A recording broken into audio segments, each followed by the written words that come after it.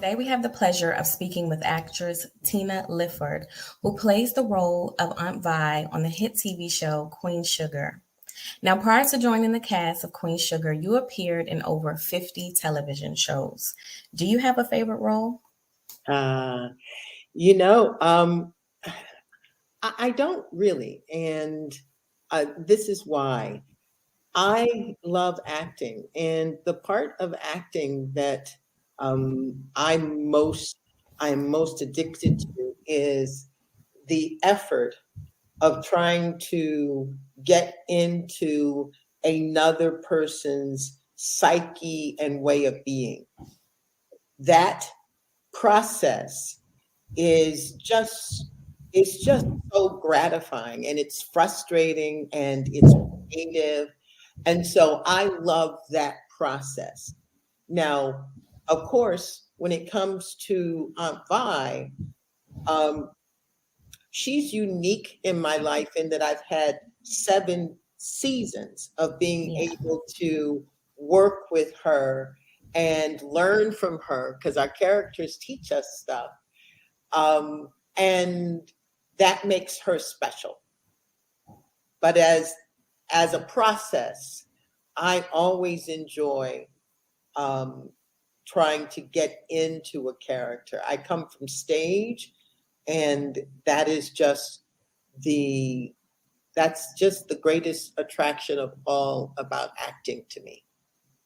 Now, you've done an amazing job playing the role of Aunt Vi, and especially because you have a wonderful love story with your co star that we know as Hollywood.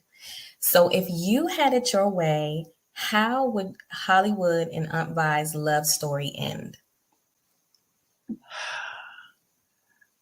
It's a fantastic question, Jasmine, and I actually think that it would be a twist on what maybe is in people's mind, Okay.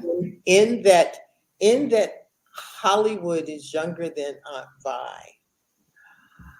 I think that it would be amazing to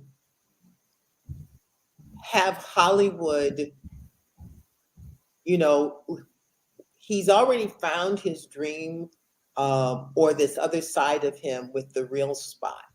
Right. For Aunt Vi to champion him, just going as far as he can go with that, and then encountering some sort of setback. I don't know if it's a health thing or whatever, where um, again, they get to affirm their commitment to one another through challenges that are unexpected. I like that because it's not like the lovey dovey. You're saying that you want the challenge so it can draw them closer and closer That's together. exactly what I'm saying. Yeah, I like that. That's not typical. Okay, so you've been a part of Queen Sugar since its inception. Do you have a favorite memory being on set with the cast? You know, our cast is my favorite memory. Just Oh, being a part of this cast has been a, a pleasure, a wonderful way of working together. Um, there are no egos between us.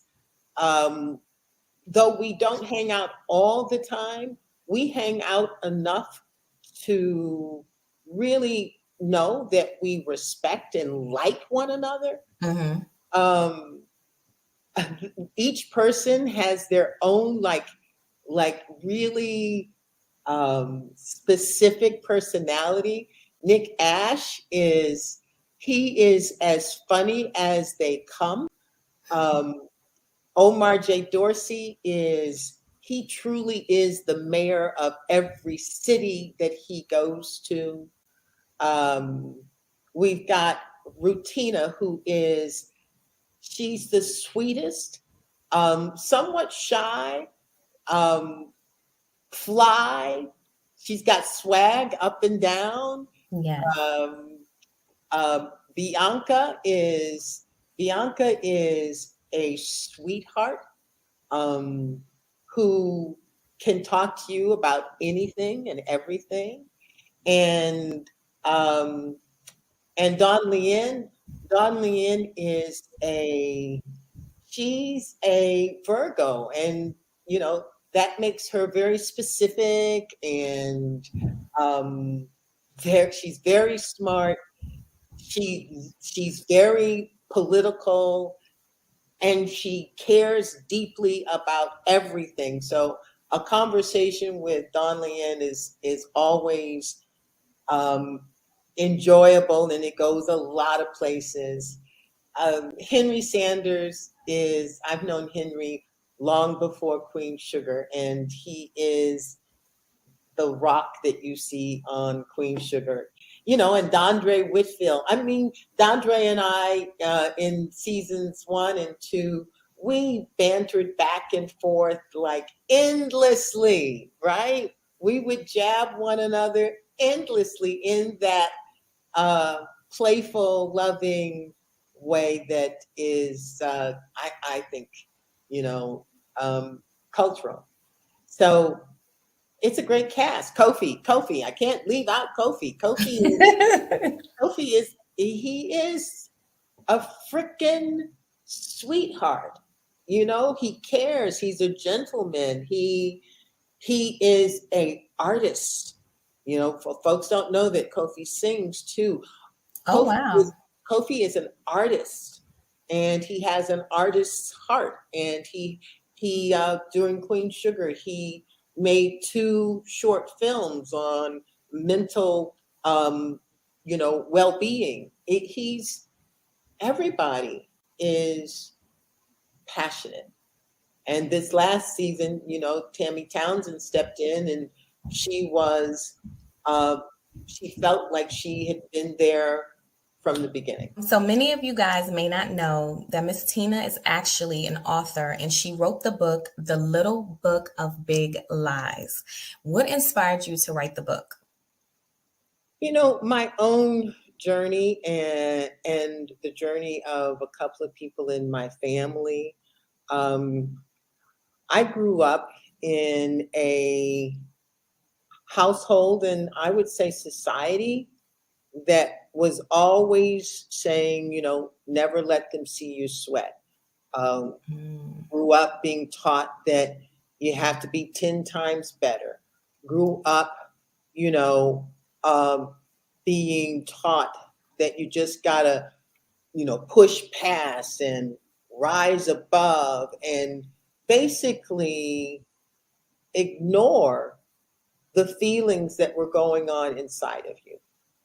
And the Little Book of Big Lies actually defines a lie as anything, any person, event, experience that leaves us feeling less than or Oh, I love that. disconnected from ourselves or unworthy or afraid of being ourselves. Anything that leaves us with that messaging is a lie. And we owe it to ourselves to recognize those lies that are, you know, running our lives and take our power back from them. I love that. That was amazing. So is the book, would you consider it to be like a self-help or is it more like a personal memoir? What category for the viewers out there? Yeah, it is personal development or self help, Okay. and yeah, and the book is told in like 11 stories, and essentially, each story speaks to a way in which I am encouraging us to get up off of ourselves, you know, to get up off of our judgment and um, our default to thinking that we're not good enough. Let's redefine ourselves. Let's realize that there is extraordinary benefit in developing a healthy relationship with our inner self. And I emphasize inner self because a lot of times we look in the mirror and we think that that's who we are. But who we really are is the person who is being driven by the thoughts, the feelings, the beliefs, and reactions that are happening inside. I love that. That is well said. So, you are also the founder of the Inner Fitness Project. What made you decide to start that? Yeah, it's pretty much just realizing that pre-COVID, because COVID Mhm. has changed things, but pre-COVID, people didn't really talk about their feelings. Yeah, And yet, our feelings really do drive our thinking and our relationship to ourselves. And our society, not just the Black community, but definitely the Black community, but our society is full of what I call hurts, dramas, traumas, upsets, and disappointments. mm, And when those experiences aren't properly processed, they live inside of us as stuck energy. And that energy begins to limit our expression of ourselves in the world. And so to be able to see that it's a lie to begin with, if it left us feeling some kind of way, it's a lie. And then to go in and reacquaint ourselves with the part of ourselves that got hurt or disappointed or left behind love is that. just an extraordinary way to not only feel better, you know, feel, do, and be better, but to have more freedom and peace in our lives. I love that. Have you always been this passionate about the inner self or mental wellness, or did it just, like you mentioned, COVID? Was that a shift, or was it prior to that for you? No, I came here an old soul, and so I've always been interested in the human condition. I it is a part of the work that I'm supposed to do here on the planet. I am certain of, but also, in the fifth grade, I had an experience with stage fright that left me with a bunch of shame and unresolved feelings and anxiety around performing. Wow. And I really wanted to be an actress. And so it's in hindsight, it's a gift. That experience was a gift because it forced me to, in a society that is always talking about never let them see you sweat, I was forced to learn to understand myself in a way that I couldn't learn not just from my family, but I couldn't learn from my community, and I couldn't learn from the American culture. And as I have learned to have a healthy relationship with my inner self, I have been able to really isolate and refine the steps and the ahas and the experiences that helped me transform my experience of myself. And so I want to and feel called to share in as much detail as I can what feels like processes that we can all engage in to have a healthy relationship with our inner self. So tell us about your new program, the Self 365. Yeah. Yeah. Self 365 is, it says it right there in the title. Um, when I talk inner fitness, I'm basically talking about a healthy relationship with the inner self, Mhm. which implies that there is a self inside of us that requires time and attention. It first requires that we acknowledge it. We acknowledge our feelings, our thoughts, our beliefs, our actions and reactions, those hurts, traumas, upsets, and disappointments. We acknowledge them. And the way in which we acknowledge them is to become aware of ourselves as we truly are. Yes. And right?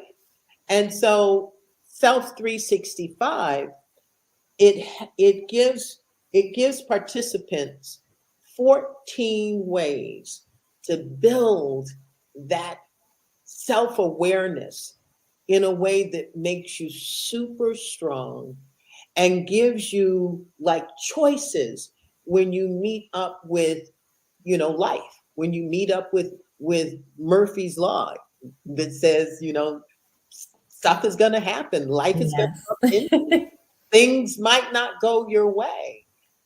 And on the flip side, that we are all innately creative, resilient, empowered to choose, whole and worthy. And so we can, in the midst of difficulty or in the midst of challenge or in the midst of things going left, we can, with deliberate intention, gather ourselves and still get to the mountaintop. Gather ourselves and still win. Gather I love ourselves that. and experience a sense of joy and peace and possibility and power, regardless of our circumstances. So besides Queen Sugar and your inner fitness project, is there anything else in the works for the Well, future? yeah, I'm writing book 2 right now. Yeah, Yes. I'm writing book 2 right now. If I weren't in this interview with you, I would, right? So um, that that has been uh, a challenging process, working, and trying to write. So now that Queen Yeah. Sugar has wrapped, I have more time to write, and I'm really happy about that. Okay, we're looking forward to another book. Thank you so much for your time here today. It has been a pleasure speaking with you, and I wish you best of luck on all your future endeavors. And I wish you the same.